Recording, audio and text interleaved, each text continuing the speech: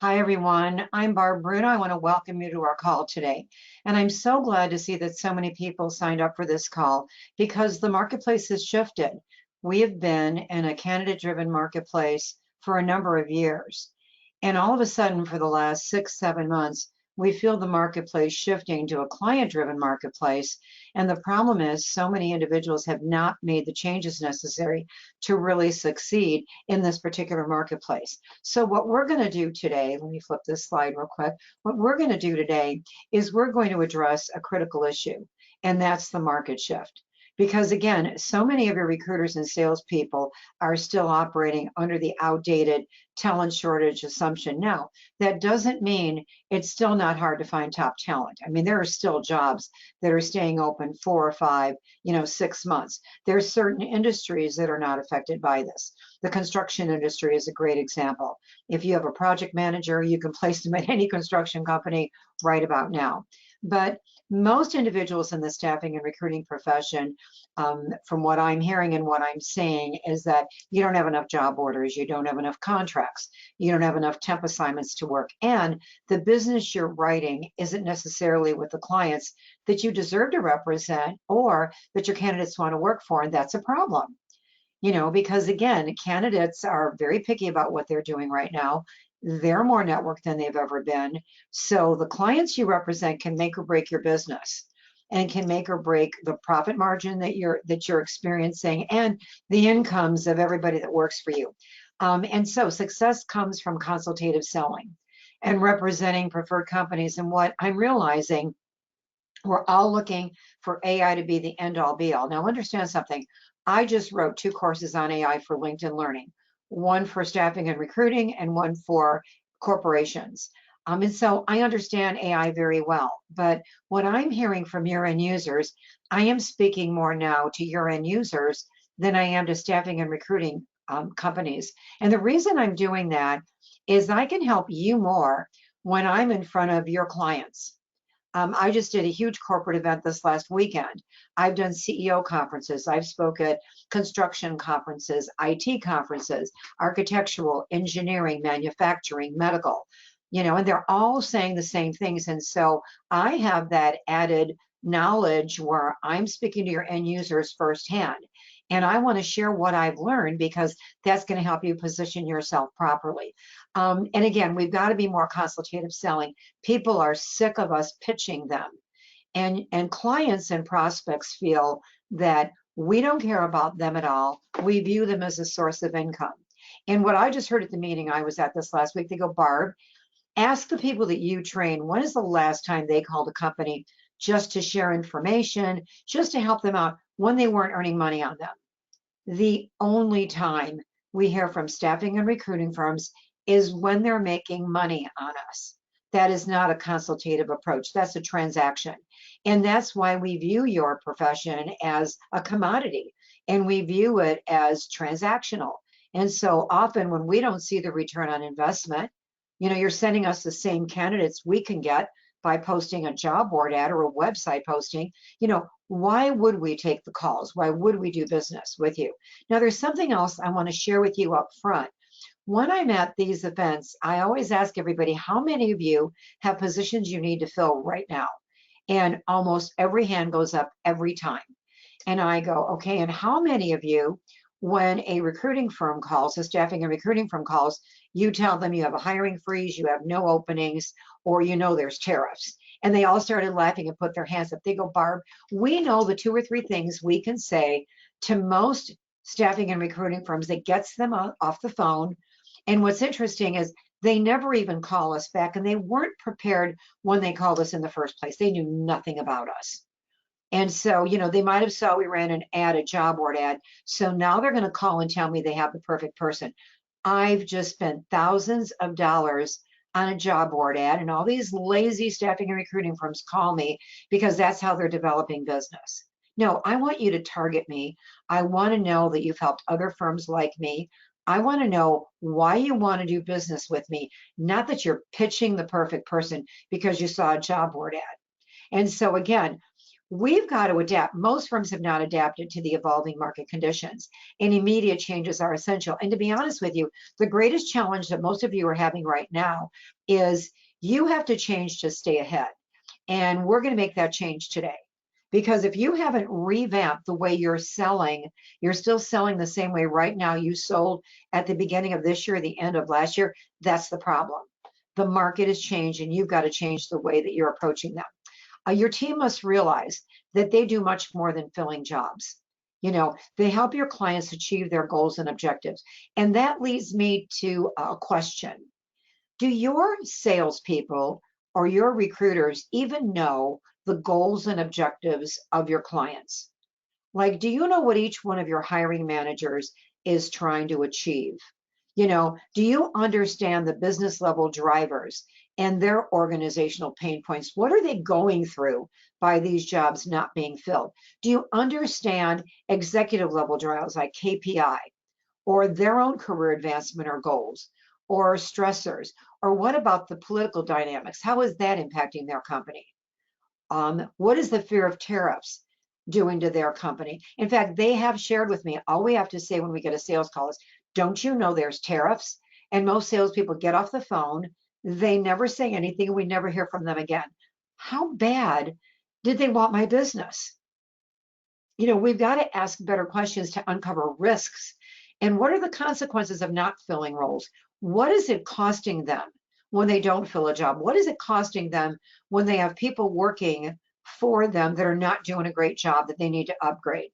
What happens when clients get a surge in business? The company has a surge in business and they're trying to ramp up really quickly. Their internal team is overworked, stressed out, not able to fill jobs because they don't realize that those of you that do temporary and contract, you can fill those positions very quickly. And so now they're hitting their goals. Sometimes they don't hit productivity goals because jobs aren't covered. And this is what you have to teach your sales team in recruiting. It's interesting because I'm training a very large company now on consultative selling, and they're a total, staffing solutions company. They sell many different things, but, they're constantly just pitching that they fill jobs. And your clients will buy, prospects will buy from us. They're tired of being sold. They're tired of being pitched to, especially when they run a job board ad. They call that lazy staffing and recruiting firms. And some of the people at the last CEO conference I was at, they go, Barb, we write down the companies that call us after we run ads, and we're not going to do business with them. And the most important thing is, how can you have a direct impact on your team's ability to hit revenue or operational targets? People are the greatest assets for any company if they're the right people. And that's what you and I do for people. And how we're coming across to people is that all we want to do is fill jobs and make money. That we really don't understand what they're facing. We don't understand their problems. And that's why they call us you people and don't see a difference between you and I or anybody else that's calling them. In addition, they feel that all staffing firms are alike. I hear that all the time, that we're unprepared when they call. I'll give you the proof. Okay, it's only Tuesday. I've gotten 3 calls from staffing companies to me to ask me if I wanted to hire one of their people. If you Google my name, you're going to know that not only do I own a staffing and a recruiting firm, I'm one of the top trainers for our profession. And I'll always say that to them. You know what? You did no preparation. You have no idea who I am, do you? Well, I can fill your jobs. I go, no, I want you to Google my name right now. They feel we don't care about their challenges. We just want to fill a job. And when we do fill a job, we suck at following up. We have little or no follow-up process. If you don't have a structured follow-up process when you place people in jobs, that's something you've got to change immediately, because we're proving them right when we don't follow up. We're proving them that all we view them as a source of money. We don't care about them. So let's go through some specific strategies today. Strategy number 1 is you got to recognize that the market has shifted. So let's begin by examining the transition. Again, we've been working on a candidate-driven market for how long now? Top talent had, multiple offers, speed was everything. But with hiring tightening a little bit now in many sectors and economic uncertainty causing some companies to slow hiring or freeze headcount, we're now in a client-driven marketplace. What I want you to do as an owner, because this call is for owners, managers, leaders of staffing firms, in your next meeting, ask your team, are we representing the companies that top talent want to work for? And if you, as an owner or manager or leader, can't name the top companies in your niche or market who would attract candidates, it's time to reevaluate, the way you're running your business. You have got to know who people prefer to work for, and you've got to be representing those companies. When you say and those of you that have an ample job order contract or temp assignment flow, is it with the right companies? Or are you just writing any and all business? Are you strategic about who you choose to do business with? Because you've got to be. As an owner or leader of a staffing firm, you should know what clients you want to do business with between now and the end of the year. And what is your process to land them as a client? If your salespeople are calling them once a month and they're convinced they won't answer the phone and they're just sending email out, trust me, they don't even have name recognition by the end of this year. You have to have a very assertive sales process. And how can you know where your sales process is broken if you don't have a process to begin with? I'm doing training for a staffing firm right now, and I'm training their salespeople how to write business. And it was interesting because I've been asking each one of them, what do you do? None of them are doing anything the same way. They are all, going at sales a very different way. They give different answers. They give different examples. None of them knew their differentiators or brand, and your salespeople are basically your product, because people don't meet you. They meet your salespeople. They meet your recruiters. That's their whole impression about what you do. So it's the impression that your salespeople and recruiters make on clients and prospects. That's how they view your company. They are your product. They are your greatest assets if they're the right people and they're trained to do things differently. If you haven't changed your training, your scripts, the way you're approaching client development now, then you're already behind the eight ball. You're behind the eight ball. Strategy number 2 is to realize the client development process, the sales process has changed. You've got to reset your playbook. And if you don't have a playbook, I'm always interested when people hire me to come in-house, and I go and I always ask, what is your sales process? What is your recruiting process? It always takes me back when there's not a repeatable process, or if there is one, you're not reevaluating it to see what's working and what's not working. It's time to recalibrate. You need to create and implement a proven step-by-step playbook that gets everyone focused on high-impact client development and sales. Are they talking to the right people? Do they know what to say? What is your process? You've got to define your ICP. Who is your ideal client? What is that profile? If you've not done revenue modeling, you've got to do revenue modeling to see who is your best client and why. Not your highest volume client, especially if you do temp or contract. I don't want you to look at where your greatest sales are made. I want you to look at where your greatest profits being made. Who's your most profitable client? That's what you want to replicate, not the high volume. Sometimes you have fast-paced, low margin, high volume clients, and you're barely breaking even. Often when companies are in trouble, I will have them share their P&L with me, and they realize after I've looked at everything that they're losing money for every hour they have people working on a temp assignment, because they just never looked at their overhead. They never looked at, their expenses, and they're quoting margins and they're quoting markups that don't even guarantee a profit for them. That those days are done. You've got to build a list of the dream clients that your candidates want to work for. I don't care what niche you're in. Where do your top candidates want to work for? You can uncover that during interviews. Where is your competition successfully placing people? What about hiring trend data? I have access to LinkedIn's big data because I've done 18 courses. That's another thing that I share with, anybody that I'm doing training for. So I'm in front of your end users. I'm training some of the best staffing and recruiting firms in the country. And I have, access to LinkedIn's big data because I do training for them. You've got to know what's going on in your marketplace. Are you gathering data from LinkedIn and Google Alerts and job boards? As simple as, do you have Google Alerts set up on every one of your current clients and every one of your prospects? Not only salespeople should have this, but your recruiters should have Google Alerts set up. That tells you everything that's being said about a company or a person online. Very simple way to always be informed of what your companies are doing or the people you're targeting, what's being said about them online. What is the current profile of your profitable clients? You've got to direct your sales team. Your sales team should not be out there. And again, I'm an owner, and I'm guilty of saying, okay, I want you to write a minimum of 2 to 3 orders a week, 8 contracts a week. I mean, I'll go with my KPIs of what I want them to do, but that doesn't mean I want them to bring in crap business or purple squirrels or something out of our niche that we don't do, because we're not going to fill it.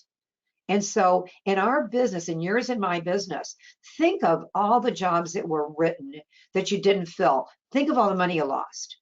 Think of all the jobs that were written that should have never even been worked.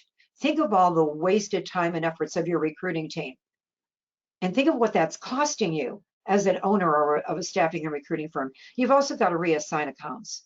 You've got to focus on high opportunity targets. Don't let relationships with stagnant or low impact clients eat up your valuable time. I think that a very important thing for all of you to do as leaderships of a staffing firm is look at every current client you have. Don't look at the gross sales, look at the profits, and again, especially a contractor temp. And if somebody is giving you 10% of your profits, they should get 10% of the time of your team. And when I'm training salespeople, they will always talk about high maintenance, high volume clients that are eating up 75% of the time. And then when we look at the numbers, we realize they're representing 4% of their profits and taking up 70% of their time. You really have to look at where are you making the highest profits and how much time are you allocating to these clients. You can't let a high maintenance client that is not providing profits for your firm, but they're eating up all your time. You've got to have a meeting with them and say, listen, we did a study. You make up 5% of our profits and we're spending 70% of our time trying to service your openings. We've got to make some changes or we can't continue to do business together. And sometimes it's a security blanket. I've got this high volume client. They're not making you any money. You've got to go out there and find the companies that are those high impact, profitable clients that you should be representing. Step number 4, create an updated, consistent sales process. Nobody cares what you and I do. Nobody cares what you and I want. Nobody cares what your salespeople want. They don't care about our goals and objectives. They don't care that we think we're great. All they care about is how can we benefit them. And we're still making what we do calls. I am working with the team and I've been trying to get them to do branding now. I think I'm the 3rd week with them and we still don't have their branding down. When I ask you, what is your personal branding? What is the personal brand of every person that works for you? Because they're different for every person that works for you. And when I ask people, why should we do business with you? Well, we're a local company. We've been in business 20 years. We've got the best candidates. We represent the best company. No one cares. They're not seeing how you can benefit them. You've got to start training your team to see the world through the eyes of the people you serve, through the eyes of your clients, through the eyes of your candidates. Put yourself in the shoes of a hiring manager to understand their world. And they don't care about what we want. They don't care about what we do. I would be willing to bet that most of you, your LinkedIn profile, your website, and your presentations, your sales presentations and your recruiting presentations are all what we do. We do this, we do that, we do this, rather than saying, in the past 3 months, I helped 7 people just like you advance in their career. In the last 4 months, I've saved 3 manufacturing companies very similar to yours, save over $1 million and cut their time to hire just by streamlining their hiring process. Would love to know what your challenges are so we can provide similar results for you. It's a very different phone call, not what jobs do you have open. I saw a job ad, I've got the perfect person. We have to stop that. That is not working right now. If you want to be a strategic partner, if you want to be a consultant to your clients, you got to start talking like one and acting like one. The pitches we've used for years do not work, and then you make adjustments to your sales process based on performance data. And you want to, consistency in how you do things. That's what drives client trust and improves sales outcome. Your clients want to know 3 things, and your prospects want to know 3 things. Can I trust you? Do you care about me? And are you going to do what you tell me you're going to do? And the care about me is where we really, really fall short. And because they don't feel we don't care about them, they don't trust us. And they most certainly don't believe that we deliver. When we write business we should have never written, we're not going to deliver on it. So we fall down. And by the way, those are the three things everybody in your life wants to know. Any kind of relationship that you have with anybody, including prospects and clients, any relationship you've got, people want to know three things. Do you care about me? Can I trust you? And do you do what you tell me you're going to do? When people realize that they can say yes, those are your greatest relationships. Those are your greatest friendships. Those are your greatest clients because they realize they can trust you. They're never going to ask you, can I trust you? Do you care about me? They'd feel a little weird, but that's what they want to know. And again, if somebody gives you 5 jobs, I just had one of my clients, they got 5 jobs, all excited. And they said, we've got 5 jobs. I put somebody on them. I go, wait a minute. If they gave you 5 openings, what was the opening that was the most important for them to fill where they have no coverage whatsoever? And she had no idea. And I said, you need to go back and say, okay, you gave me 5 high-level positions. I want to prioritize these. Which job do you need to fill that you have absolutely no coverage on first? What is your top priority here? When I look at the other 4 jobs, where do those stand? 2 of the jobs were in final interviewing processes, and a 3rd job had an internal candidate being interviewed. So there were only really 2 jobs that were really priorities that this recruiter should start working on. But the salesperson came back and said, all 5 jobs, top priority. No, they weren't. No, they weren't. So when you get multiple openings, we've got to ask better questions. The greatest salespeople know what questions to ask. And we have to change our scripts. We have to change the questions we're asking to delve deeper, to really understand the world from the view of our hiring managers. Never our job to agree or disagree with them. Never our job to criticize what they're doing. Never our job to judge them. Early in my career, boy, was I guilty of that. I'd get off the phone and I would go, I cannot believe they expect me to do this. Are they nuts? Why would I do that? How dare me? Who did I think I was to judge a client? And if I accepted Mission Impossible, shame on me, not on them. I should have explained why I'll never be able to fill this job. By taking it, I gave them the expectation that I'm going to fill it. So shame on me. Every time we point the finger at other people, and by the way, our salespeople are pointing out there's the tariffs, the economy. That's the time when somebody tells one of my salespeople, there's tariffs, and we go, yeah, that's why you need us more than ever before. It's impacting bottom lines. It has everybody a little scared. Now is the time when you really have to tighten up your hiring process. You've got to look at the people that are working for you. Do you have the right team? Do you need to upgrade? Should you look at flexible staffing rather than hiring full-time people? Like, once I understand what the tariff, what challenges these are the impact of them on your company, then I'll know how to position myself to help you overcome some of these things. Tariffs are just like them saying, we don't have a budget, we have an internal team. They've learned that gets you off the phone. They tell me that all the time at every meeting I'm at. Do they have openings? Yes, they do. Are they hiring from other people? Yes, they are. They just know how to screen you out because they don't think you can benefit them. You've got to set daily client lead standards. Your recruiters should be giving at least 3 leads a day to your sales team. You've got to teach them how to do that. Recruiters, again, can help the business development team more than anybody. They're talking to people that worked at these companies you're trying to land. And again, account executives should have 5 new face-to-face meetings weekly. Again, it depends on, if you're doing executive level, maybe not, but you need to start getting in front of clients. COVID is over.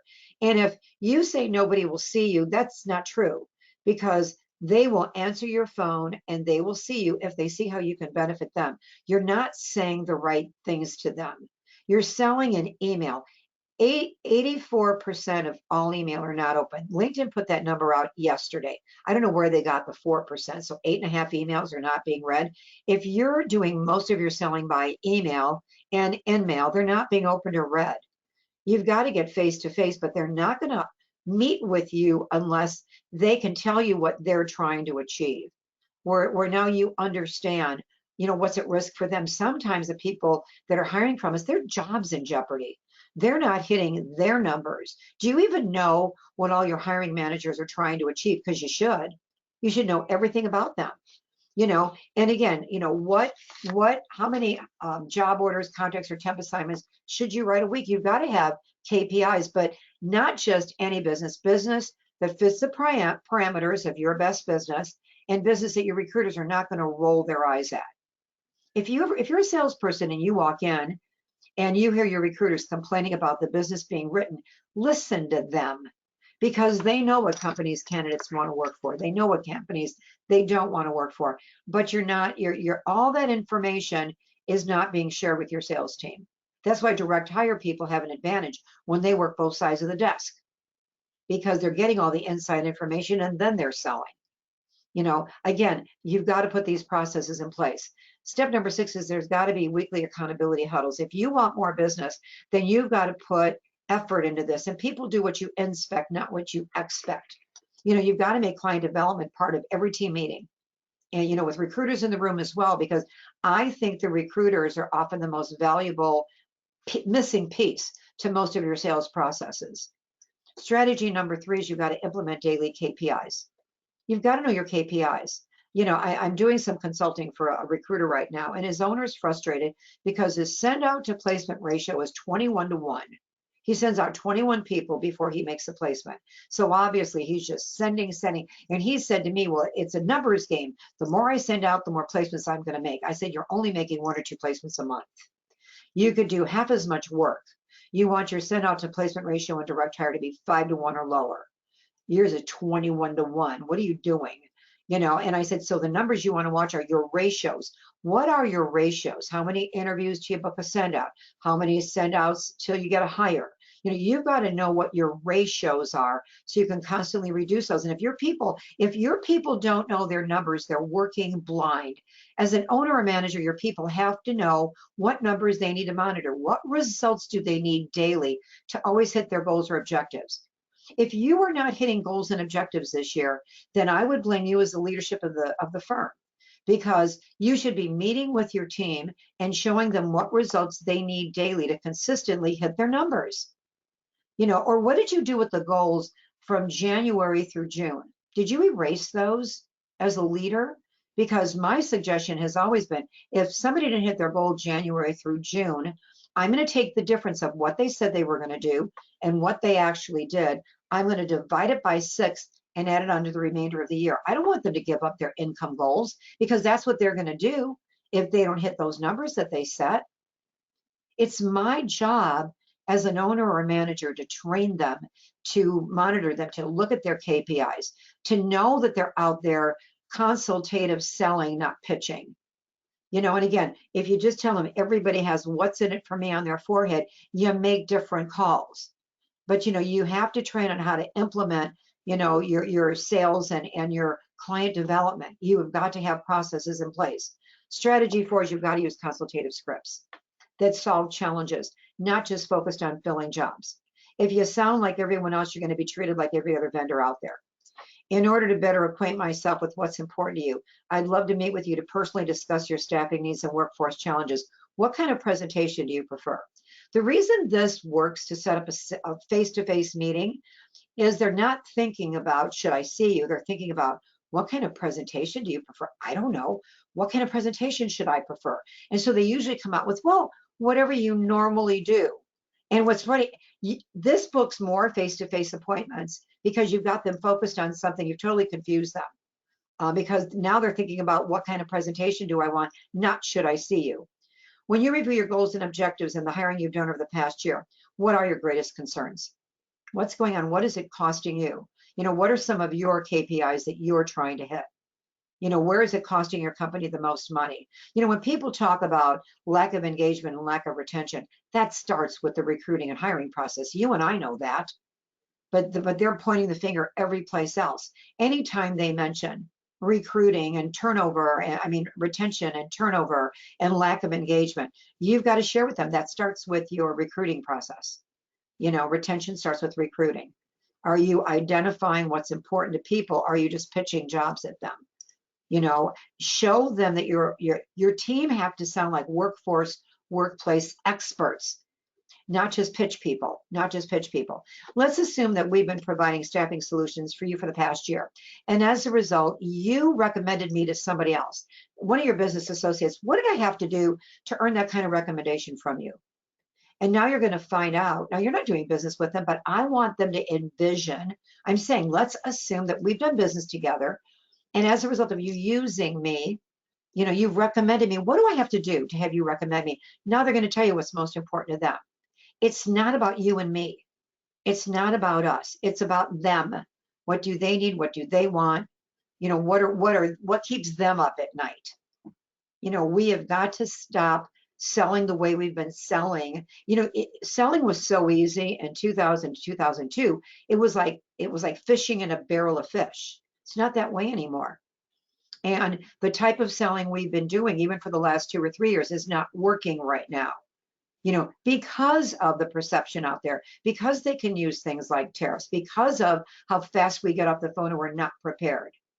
Preparation is a very important part. Do you have a process? What are the steps in preparation in your client development process? Because there have to be very specific steps that everybody follows. Strategy number 5 is you got to create a scorecard. My suggestion to all of you is just create a weekly scorecard and list the metrics that you want to monitor. What metrics do you need to know as the owner, manager, leader of your staffing and recruiting firm? And what you want to do, you want to list the goal. This is the metric, this is the goal, and this is what you actually achieved. And you want to use this scorecard for one-on-one coaching and team meetings. I kicked performance reviews to the curb 10 years ago. And most of my clients have on my advice. We do stay interviews. We do a lot of individual meetings with the people that work for us to find out what they like and what we can do to make their job better. Again, even the way we're managing our team has to be different. So much has changed and it's going to continue to change. Strategy number 6 is you've got a coach to reinforce consultative selling and client development. And so please listen to what your people are saying. Listen to how they're going out to clients. And now you're going to realize that they're just selling at them. You can't sell to somebody until you know what it is that their greatest challenge is. And your salespeople are not doing that. Also, you've got to ask your people, why should I do business with you? I think you're going to be shocked when you hear the answers. They're all going to say the same things. Teach them how to do a brand statement. A brand statement, the company I'm doing consulting for, I taught them the brand statement 4 weeks ago, okay? And they were saying nobody would answer the phone, nobody returned. They were doing most of their marketing by email and in-mail. Okay, now they're calling, now they're doing things differently, leaving different voicemails, and they're using their branding when they get people on the phone because they're getting people on the phone now. I did show them that people will answer phones if they think you could benefit them. And they go, Barb, they're saying things to us like, looking forward to our conversation next week. Like, I'm so glad you called. I had no idea. All of a sudden, the reaction they're getting is so different than, well, there's tariffs, we're not hiring. There's a lot of hiring going on right now, a lot of hiring. And the last big, huge corporate conference I was at, I asked them how many of them have spent their hiring budgets for Q1 and Q2. None of them have. None of them had. They go, it's so hard to find good people, Barb. It's almost impossible. Our internal teams are overwhelmed, and the third-party recruiters are just running job board ads. When did you people stop recruiting? So yeah, we've got a lot of jobs that we can't fill, and we haven't spent our budgets. So if they don't spend the budgets in the 3rd and 4th quarter, guess what? They don't get them next year. They want to spend their hiring budgets. People need us, and they will buy from us. They're just tired of being sold. If they call you a vendor, if they're treating you like a vendor, it's because you sound like one.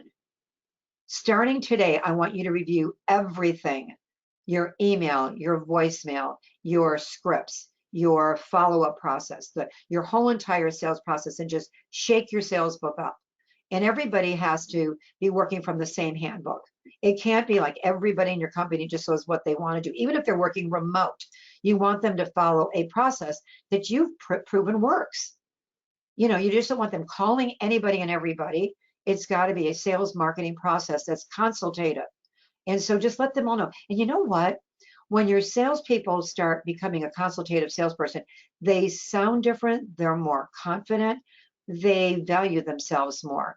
because they're not just pitching a candidate. They're not just pitching that they read an ad. They're actually showing a company that they can save them time, they can save them money. They're a problem solver. And it elevates the discussion. When, and there's price is always going to be there. And there's always going to be someone that charges less than you. But you can't base your sales on the lowest rate. You never want to be Walmart. You never want to be the lowest price. And so when you get into a price discussion with somebody, you don't want to lower your rate. You want to elevate the discussion so they realize that you're providing totally different services, and that's why the rates aren't the same, because again, you're a consultative person. You're going to help them. Your job is to help them attain their goals and objectives. You're going to talk differently, and the discussion is not going to be all around price. And when it is all around price, you've got to make a decision as an owner or manager. Do you want that business where you're barely eking out a profit if nothing happens? Because you and I both know that things happen, and so if your margin is so tight that you're barely making any money, you can't afford to take that money right now. Your expenses as an owner in the staffing and recruiting profession have gone up 5 times as high as they were 10 years ago between workman's comp and insurances and everything else you're paying. And so, you've got to go out there and you've got to teach your salespeople how to get the right business that's going to give you the profits that you deserve. And your people will make more money. Bottom line, bottom line. Strategy number 6, again, you want to reinforce. Now, step number 1, when you're reinforcing consultative sales, praise progress, not just wins. Don't only attaboy your top producer. Reinforce behaviors leading to success. If somebody has a much better discussion, teach them how to ask consultative questions. How do you ask deeper? Most recruiters are asking closed-ended questions where people can say yes or no. If somebody says yes or no to one of your salespeople or one of your recruiters, they're asking the wrong question. They should be asking open-ended questions that make another person talk. Celebrate calls made. Celebrate different kinds of emails that are sent. Focus on the journey, not just the destination. We've got to quit only, acknowledging our top producers. Step number 2 is playback conversations. Work on the brand, the tone, the value statements, and objections with all of your salespeople, because this is where they're really, really weak. They don't know why somebody should use them as opposed to anybody else. And tell them, I want you to say something nobody else in the office can say. Why should I work with you? And work with them on their brands, because that's how you're going to get people on the phone, and that's how you're going to land clients much faster. And do they sound enthusiastic, or do they sound scared, or do they sound bored when they're on the phone? They've got to be enthusiastic, happy. Can you imagine staying on this call for the last 20, 30 minutes and I was monotone and never smiled and was boring? You'd have already logged off. You'd already logged off. So would I, and yet some of the calls being made, when I'm listening to some of them, I'm like amazed. And what is their go-to value statement? Everybody should have 2 or 3 things that if they get stuck and they're talking to a client, they've got a couple things that they know they can say that are either a case study, something they've done for someone else that keeps the conversation going. When is the last time you looked at the unique questions, not the surface questions, but the deeper questions that your salespeople should be asking people to show that they care about them? And step number 3, involve recruiters in lead generation, please. Teach your recruiters how to uncover and submit leads daily. Strategy number 7, and sometimes this is the toughest one, is you got to get buy-in from your team. If you go to your team now and say, okay, I attended a webinar given by Barb Bruno, and she said we should just kick our playbook to the curb, and we've got to be more consultative. Changing habits and focus isn't easy. It's not even easy for you. I'm working with a company right now, and I'm doing some consulting for their sales team. And when I gave them what to do, I set up a call with the owner because I realized that some of their processes are holding the sales team back. And so I called the owner and said, listen, you're $200,000, behind where you wanted to be this year. And the reason is some of your processes are so outdated. We need to change the processes. And he goes, Barb, we just can't afford to do that. I go, no, you can't afford not to do that. You've got, and they goes, well, how about we just put a hold on this and let us get through Q3 and we'll pick up with you again on Q4. And no matter what I said, I couldn't convince him. And I was like, oh my God, the money he's going to lose between now and October makes me sad, because he could make some subtle changes that would make all the difference in the world.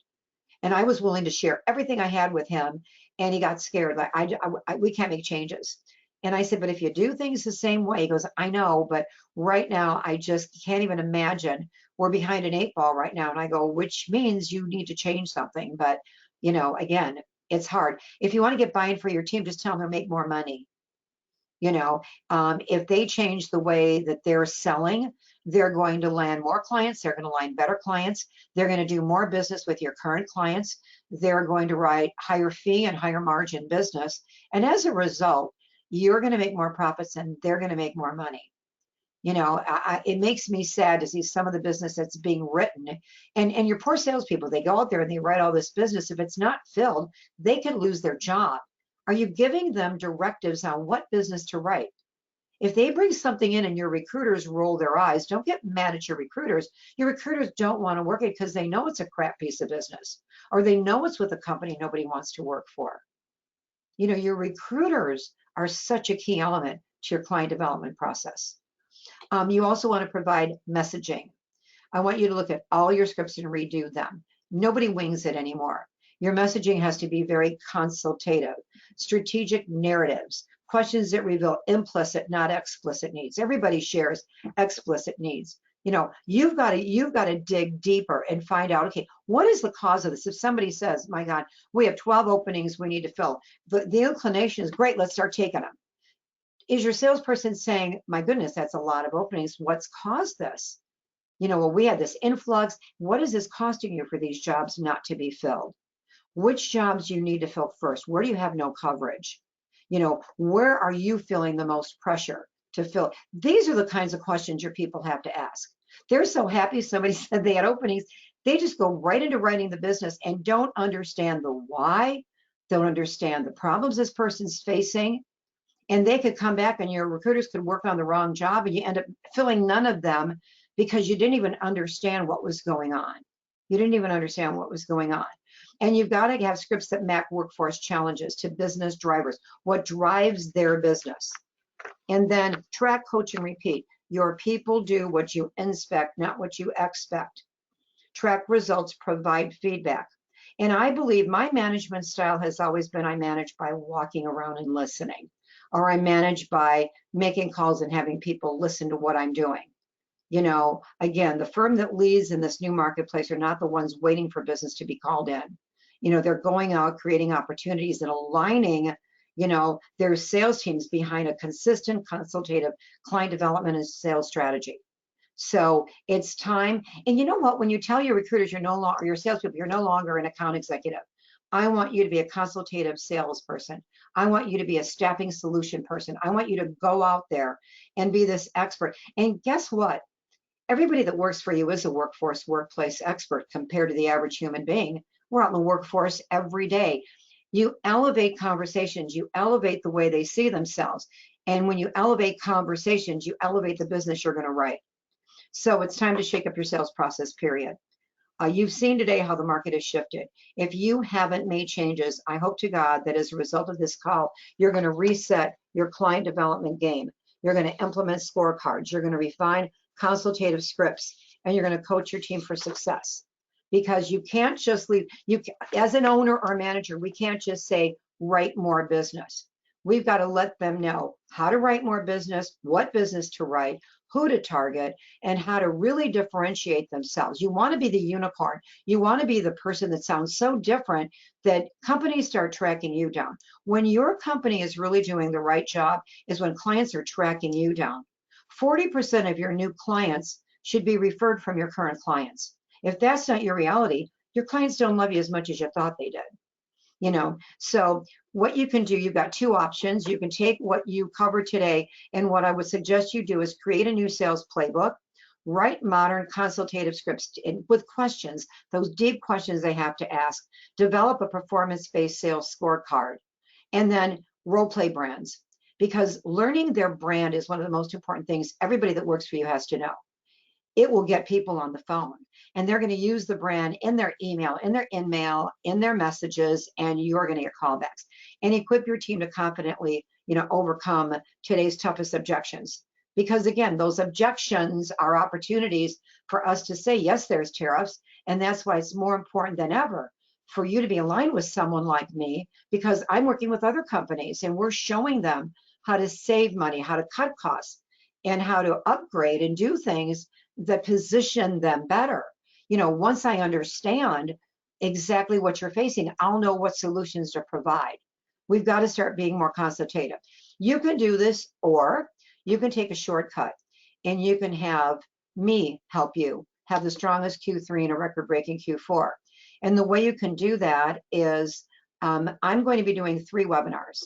And the reason I'm going to be doing 3 webinars after this is I couldn't teach you everything in one webinar. I'm doing 12 webinars for most companies that are hiring me to help them dramatically increase sales, but I can consolidate that into the 3 main things that you're going to need. And normally we charge $500 a webinar. That's what we do. If people buy 3 webinars, they get a discount to $14.25. I price this because I want all of you to sign up, because I know I can help you and you will write more business if you let me help you. And again, it's $3.99. We're going to have this on available till July 25th. There's a link in the chat box. If you go to the chat box, there's a link you can click on, or you can call Jody. Jody is one of our salespeople, and she can help you. Again, it's only available to the people that attended this webinar through July 25th. I'm going to present these webinars in the month of August, and I'm going to record them. And so you're going to get all the recordings. Now, I want you to know something. I want you to know what's included. I'm going to give you a new sales playbook. I'm going to give you scripts. I'm going to give you examples that solve real client challenges, and I'm going to show you the challenges that they're facing. I'm going to give you all the responses to the toughest objections you're getting right now. I'm going to give you a copy of our client referral program, which will triple your client referrals. If you don't have a client referral program, the amount of money you're going to invest in this, that one thing is worth its weight in gold to you, because you will land clients when you implement our client referral program. I'm going to give you scripts to effectively market candidates and convert reference checks to marketing presentations. I'm going to give you a process that'll show your recruiters how to provide 3 sales leads daily, 3 sales leads daily to your sales team. You're going to get the customized sales scorecard. You're going to get an MPC sheet that shows you how to market candidates more effectively, and handouts, templates, forms, and recordings. Now, in addition, I will personally review the brand of every person that works for you. So if you sign up for this training, you're going to give me your brand. I'm going to role play during these calls, by the way. So this is going to be very interactive with your people. And it's not $3.99 a person. It's $3.99 for your whole entire company. You know, you'll have a link that all can go on. You're going to have the recording, of the training. And so again, I will let all of them send me their brand statement. I will personally work on a brand statement until they have the right brand statement that will have people answering their calls. So that's just kind of an extra bonus I'm throwing in, because I know without that, none of this works. And again, if you've got questions, all you have to do is call Jody. There's the link. Or if you want to call Jody to sign up, that's Jody's cell phone. She's going to love that I put her cell phone number on this. But I give my cell phone out constantly, so I decided to give her cell phone out. But if you go in the chat right now and click on chat, the link is there. You can copy and paste it, and then just go to chat. We have never offered 3 webinars at $3.99 ever, but I know that people need my help. I know that if you let me help you, you're going to have a sales process that's not going to help you now through the end of this year. It's going to set you up for next year, because, you need a process, and so many companies don't have a process. And so let me write it for you. I would love to do that. Now, I'm going to open the lines for questions. I always do that. We've got, a few hundred people on this call. And so I will answer as many questions as I can. You can ask me questions one of 2 ways. You can go to the control panel, click on attendee, you see your name. If you put in the telephone number, access code, and PIN number, hit that little hand that looks like a raised hand, and you and I can talk, and I can talk one-on-one with you. Or if you'd rather just type in a question, go down below to the word questions, and you can type in a question there. If you don't want me to say your name, like I always say a first name, if you don't want me to say your name, then just put confidential or anonymous. Okay. Will the recording be made available? Absolutely, Steve. You know, and the link is in the chat. If you go to chat, if you go to the control panel on the right, and the bottom gray bar says chat. If you open chat, you will see that the link is right there. You can click on it. So I did do a chat before I logged in to make the link available. But if you run into any problems, just call Jody, you know, and she can do this for you. But I will make that. And by the way, if you're not an owner or a manager, if you're a recruiter, if you're an account executive, these webinars will help you so much make more money, that take this recording and give it to your owner, give it to your manager, give it to the person that has the buying power. I'm an executive, or I'm an account executive. Can I buy it? Of course you can. And I have to commend you. You know, it's interesting because I have a lot of recruiters and account executives that are buying my training because their owner is not investing. So of course, you do not have to be an owner or manager to invest. It's just in most instances, the owner is the one that is investing in this. But again, if you can't find the link, Nancy, just you know, just call Jody and she can do this for you. But again, I've never made this kind of offer, and the reason I'm doing this time is it pains me. And I keep listening to your clients, and I know if you just make a few changes, you're going to have too much business to write. And wouldn't that be nice that you've got so much business, you got to hire more recruiters? Wouldn't that be great? And I'll get you there. I promise it. I promise you I will. Let me see if there's any other questions. I'm getting a bunch of thank yous. You're welcome. Yes, you're going to get the recording. Post the link here. Let's see. How can I do that? Hold on a second here. Let me go to questions. Let me go to attendee. Let's see. The link, see, I don't, let's see, let me see if I can do this. Hold on a second. See, as the facilitator, I can't. It's not letting me post the link because I'm in as the person doing the call, so I can't ask myself questions or post anything there. You are the best, Barb. Oh, hi, Maury. Thanks. And please pass it along. I know who you work for, Maury, and you work for a great organization. And I hope that the people at Gecko are interested in this, and pass the information along. Even if you don't buy what I'm selling, which is a great deal, this call itself, I gave you a ton of information in this call. You just have to implement it, you know. So, and again, you're welcome. You know, I'm gonna start doing maybe a free call once a month to just help everybody. And then if you know, there might be a webinar attached to it, there might not be, but you know, I know that things are changing and you've got to change. You can't keep doing things the same way. I love you, Steve, that you just posted the link. You're my new little hero. I love that, Steve. And I'll tell you what, Steve, whether you buy the program or not from me, since you did that for everybody and everybody wanted that link, what I'm going to tell you is whether you invest in my webinars or not, if you want to send me your brand statement, Steve's brand statement, I'll work with you one-on-one for free because you did that for me. So you got that from me free. Whether you invest in my program or not, I want to help you.